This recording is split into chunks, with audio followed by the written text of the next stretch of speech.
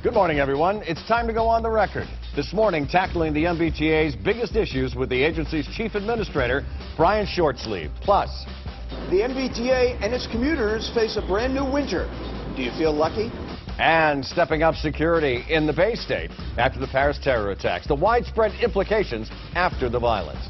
From WCPB Boston, the inside word from Washington to Beacon Hill. Today's newsmakers are going on the record. Good morning, everyone. I'm Ed Harding, along with News Center 5's political reporter, Janet Wu. Thank you for joining us on OTR this morning. And our guest this morning is Brian Shortsleeve. He is the chief administrator for the MBTA. Here's a little bit about Brian. He was managing director at venture capitalist firm General Catalyst Partners. He was Mitt Romney's political director in Romney's campaign for governor in 2002. He served as an officer in the Marine Corps, and he takes the commuter rail to work, which if you hadn't, that might have been 10-point headline material. But you take the commuter rail. Great I do indeed, Ed. Good to have you. Thanks for having me this morning. And that last part was probably what qualified you most for the job that you have right now. That's right. The MBTA is a struggling system, and we'll get into more of the specifics a little bit. But first we have to address the events in Paris. Does the MBTA need to shore up security? How much should be spent, and can riders and residents afford what needs to be spent? Well, the MBTA team is working extremely hard on security. It's a critical area of focus. Everything that we do as a team is focused around riders and their safety. So we've got a plan in place for stepped-up security at stations, working with the transit police. See something, say something is the model we're getting out to riders. And throughout the events of Friday and over the weekend, the team's in continual contact for any sort of irregularities or things noticed at the stations. Do you need to spend more money? Well, we're spending money on things like overtime. I mean, when it comes to security, we will always spend the money that's required. But I think most of the spending right now for rider security would be on overtime for the police, making sure we're staffed, making sure every station has got the right people watching, Is this listening. a long-term investment? I mean, do you see this upgraded security going on indefinitely, or how best to describe it? Well, we take the security very seriously. We spend a lot of money on security through our transit police system. So I think I would expect that they'll continue to be, at the rate they're at, which provides a very safe environment for our riders. Which leads me to my final question. I mean, is it going to cost riders more as a result of this? Will the security cost riders more? No, increased security costs. No, I don't think that the increased security will cost riders more. I mean, we budget. I mean, we budget as part of our process for overtime and everything else. So this is, for us, is part of the way we do business. I don't want to get too deep in the weeds, but I'd like to drill down a little bit on the numbers. So let's establish the MBTA's overall financial picture, because we've seen numbers of a $9 billion debt. We've seen a $3 billion maintenance backlog. Are those numbers correct? Well, Ed, I think as you look at the MBTA, you've got an operating budget deficit, which is what it costs us to run the system each year. Then you've got a big state of good repair deficit, which is what it would cost us to fix and repair all the equipment. The cost of fixing and repairing all the equipment is about $7 billion, and we've looked hard at that over the past 90 days. On a year-to-year basis, the T faces an operating deficit of $242 million next year in fiscal 17. And we're working very hard to try to close that deficit, always with a focus on reinvesting savings we find in the rider experience. So is it a $9 billion debt? If you totaled up the debt? You looked at the state of good repair backlog at $7 billion, and you look at our funded debt, like the bonds we have out in the market, that's another $5 billion. So if you put those two together, that's 12, you'd be at 12. Effectively the numbers are at 12. So then the follow-up is, how do you increase security? How do you upgrade service? How do you do anything? You have to look at every revenue stream, I would think. So how do you do anything without a rate increase? Well, I think everything is on the table. And every move that we make as a team is really focused on investments we think will make it better for our riders. I mean, the MBTA failed last winter. It can't fail again. We can't leave our riders sitting out in the snow in Walpole and Wellesley and other places. So as we look at opportunities to reduce spending in the system, we're focused on areas where we think we can provide the same level of service for our riders and kind of reinvest savings in non-core things to make the rider experience better. But the bottom line is that Governor Baker has been talking about finding efficiencies before a rate hike. You guys have been you not specifically, but the governor and Stephanie Pollack have been there for a year now almost.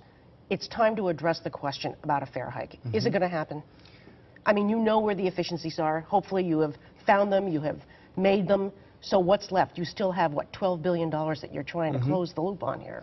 Well, what we've done as a control board is we've looked at starting with own source revenue, trying to increase things like advertising revenue and revenue from our real estate operations. Fare policy is a big part of it, and you're going to hear the control board talk about that in the coming weeks. I'd say nothing is inevitable, but everything everything here is on the table. I think another opportunity is fare collection.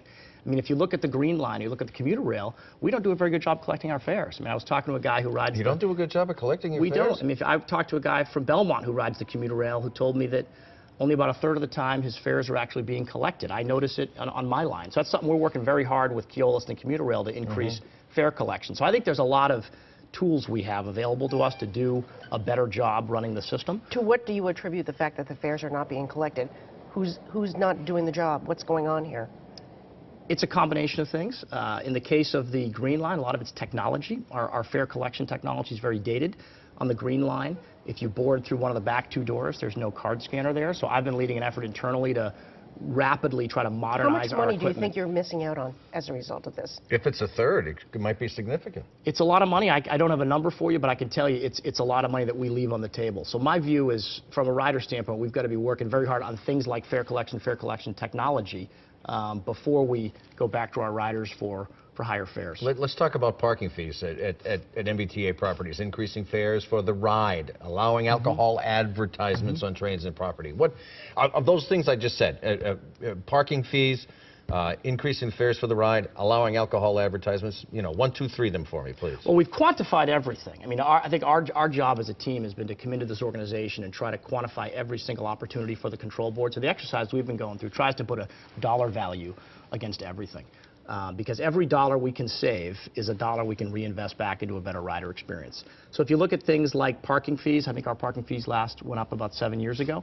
We've got a broad parking portfolio. There's So probably likely it will go up? Well, there's probably some facilities arguably that are half empty that maybe the fees should be lower. There's other facilities that fill up at 7 So it o'clock wouldn't in be the morning. system-wide, perhaps. It might be No, specific. It might be very targeted, and we're working with some technology companies that could look across our portfolio of 50,000 parking spaces and try What to about help us alcohol optimize ads? it. Do you think that's something that you should do? Well, there's two broad opportunities in advertising. The MBTA generates about $15 million a year in advertising right now. When I joined the T, I asked our advertising partners to double that in 1 year because I think we need to get more aggressive about Does that mean alcohol generating ads? revenue.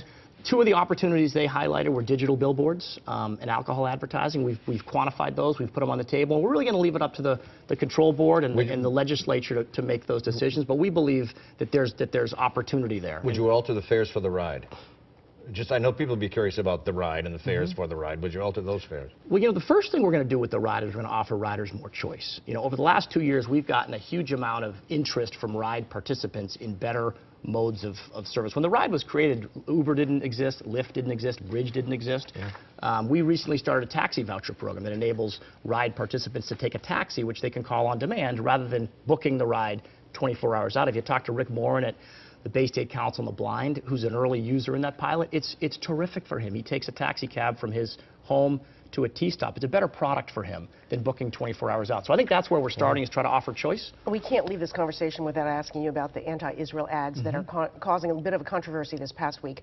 Are you going to change your policy on that again? Are you going to take them down? What are you going to do? Well, we're looking hard at the policy. And I would say that from the T's standpoint, the first thing we did is we looked out into the rest of the country to see what transit systems do. Many transit systems have gotten out of the business of political and issue ads. I looked at the You did, and then you pulled it out, and now you're back into it again. Are you going to change it again? I think you'll see the board review that policy probably in the next month. What do you suggest? Our proposal will come out in the next month. You ready for You're not going to tell me, are you? Okay. I'll tell you, what I will say about that issue is this is a management team that needs to be focused on fixing the T. The system is broken, it needs to be fixed. And every hour as a management team we spend on things unrelated to fixing our core system, I say is a lost hour. So I will always be a strong vote for focusing on fixing the core. And things like this that have major elements of kind of management distraction, I think we should generally be out of the business of things that distract us. Are you ready for the OTR Pop Quiz? Speaking of distraction. He's been anticipating this the whole show, I'm telling you. This is what I've been dreading for 2 weeks. No, we're looking forward to it. Question 1. The MBTA's gift shop is selling an authentic Green Line map removed from the government station during renovations in 2012. What is the sticker price for that authentic Green Line map? I think I saw it hanging at 10 Park Plaza. And $2,100. $150. $150, all right. 0 for 1. The Kingston Trio recorded Charlie and the MTA in 1959. The song hit number 15 on the Billboard charts. According to the lyrics, how much did it cost to ride the train then? 5 cents? Well, listen to the music. We're going to play the music for you. Listen to this. Go ahead, Dorothy. Well, let me tell you of the story of a man named Charlie on a tragic and fateful day. Get ready. He put 10 cents in his pocket. 10 cents. And he went to ride on the 10 cents round trip. We're going to continue on the record with Brian Shortsleeve, the Chief Administrator of the MBTA. Go ahead, take us to break there. And Charlie on the MTA.